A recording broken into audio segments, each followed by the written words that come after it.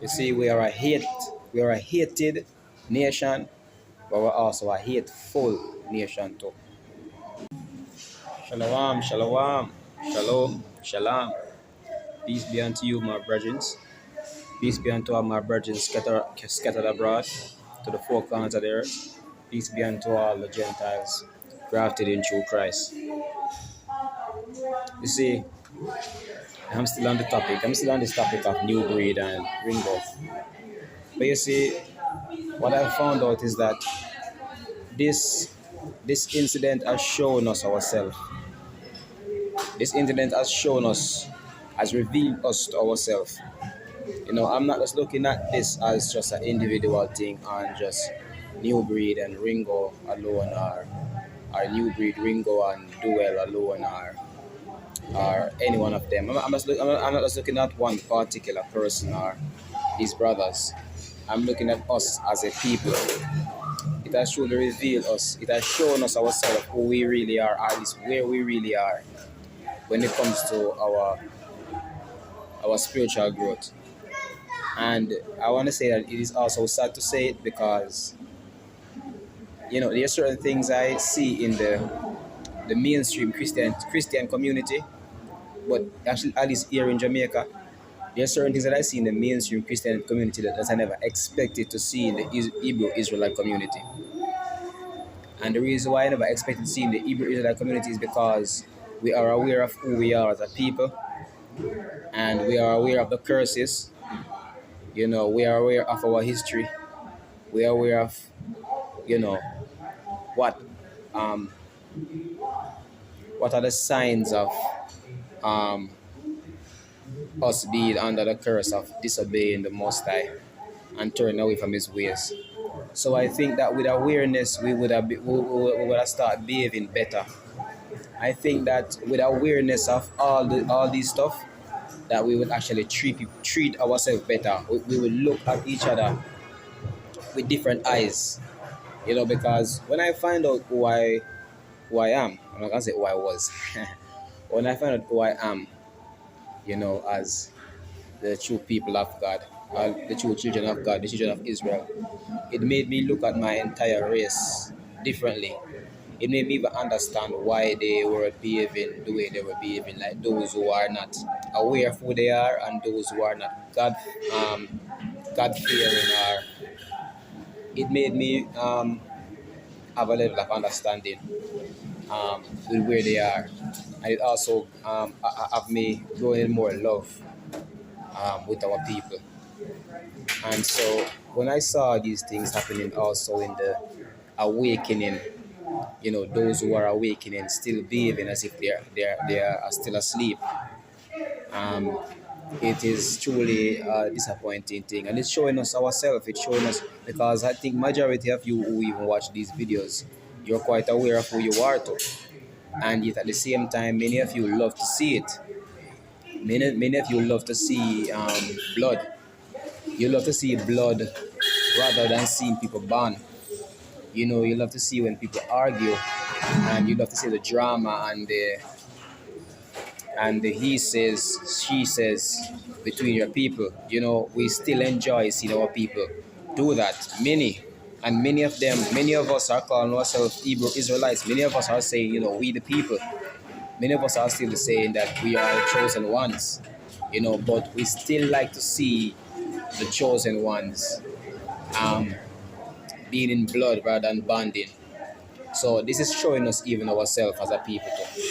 It is showing us where we are, same way that we haven't matured, you know. And this is something I'm gonna call out even our leaders to try and do. In the end of the day, people are people. I'm gonna be honest. In the end of the day, our people are just our people, and they're very stiff-necked and hard-hearted.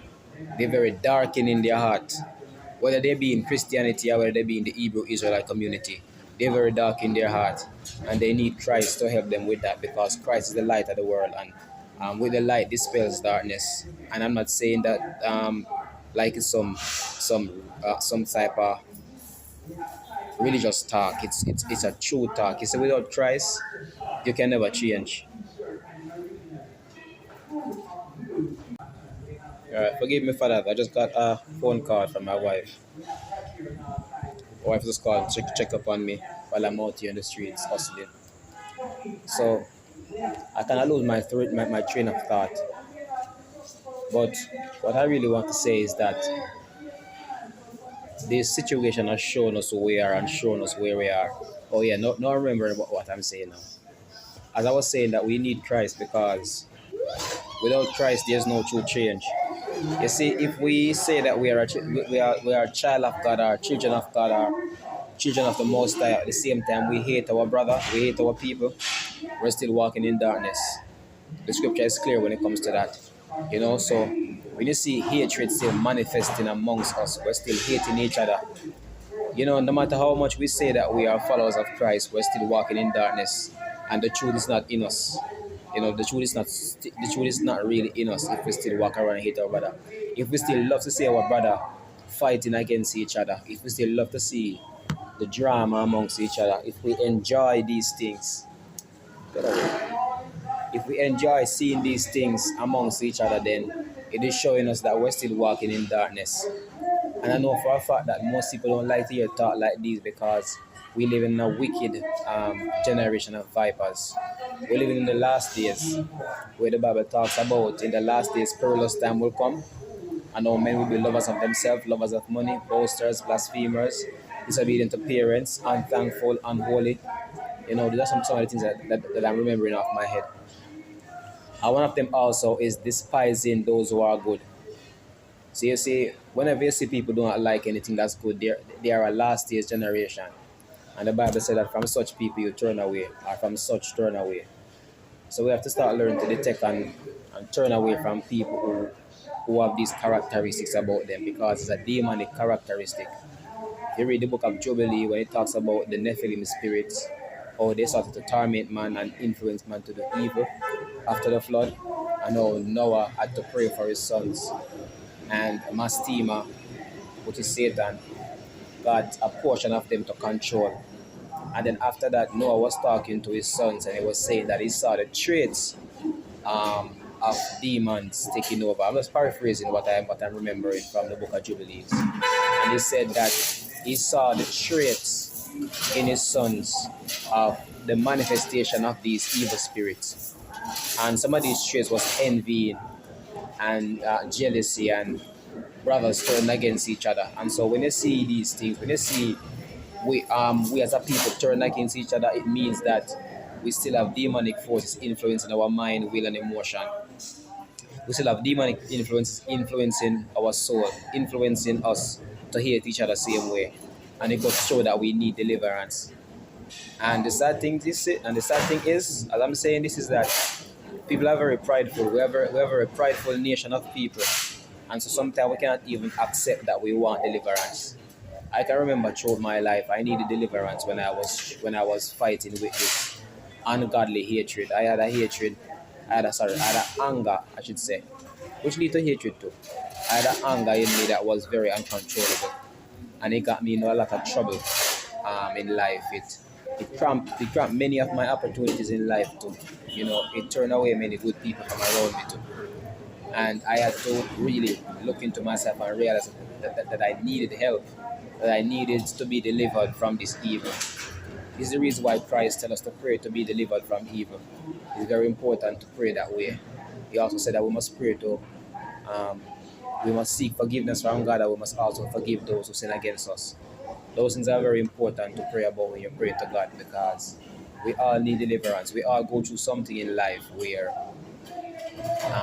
it can make us vengeful, revengeful, hateful, paranoid, all of that.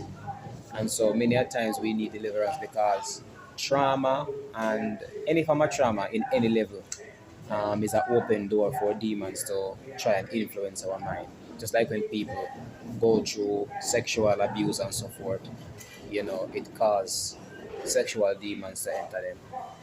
But anyway, we need deliverance. Many of us in Israel still need deliverance. And if we're prideful, we will never see that we need deliverance.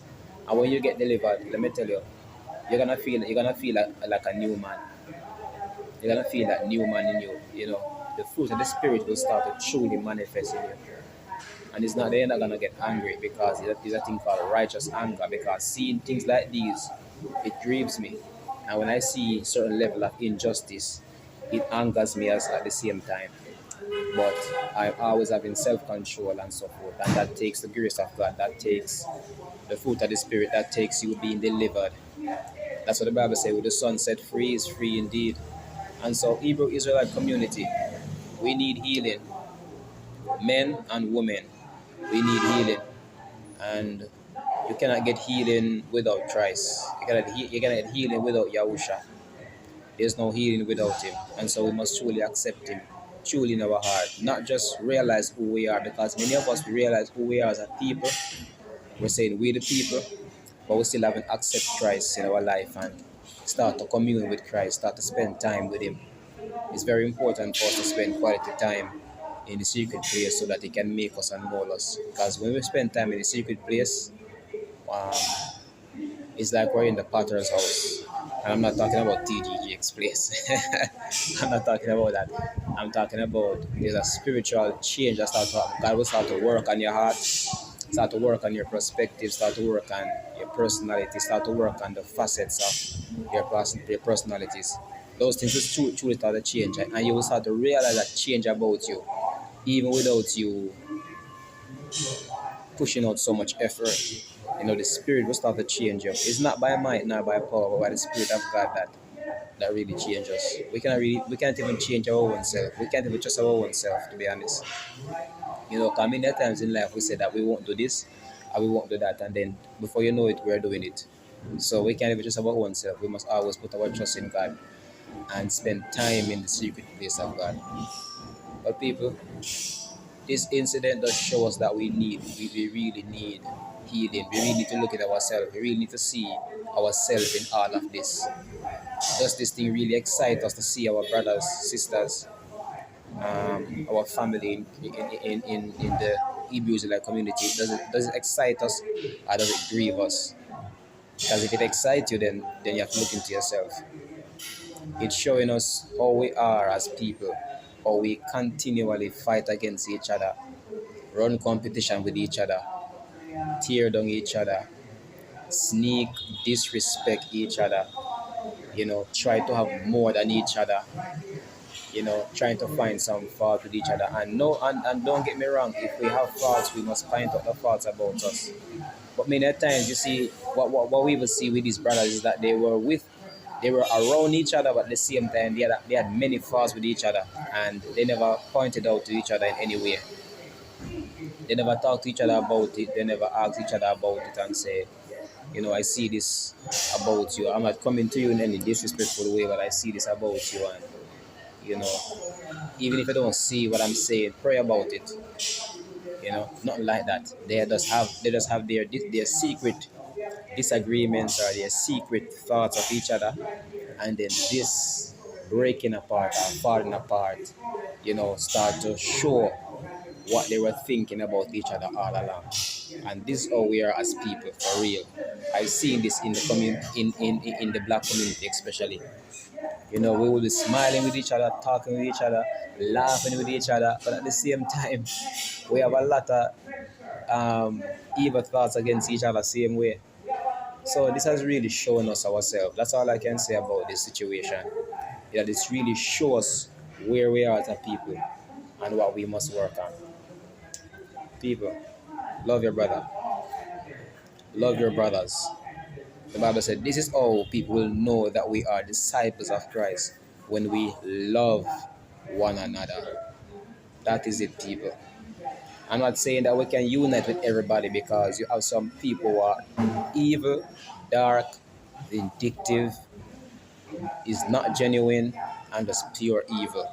Don't get me wrong. I'm not saying that you should hug up evil, unite with evil or anything like that, because righteousness cannot mix with unrighteousness. Light cannot mix with darkness. So I'm not saying that we must hug every evil. We must shun even the very appearance of evil. So there are people out there that we must separate ourselves from. But this situation is showing us where we are as a people at this present moment. Not only with the content creators, but with those who are also watching them. Until next video, may the peace of God and may His mercy be with you and your household and all your substances. Shalom.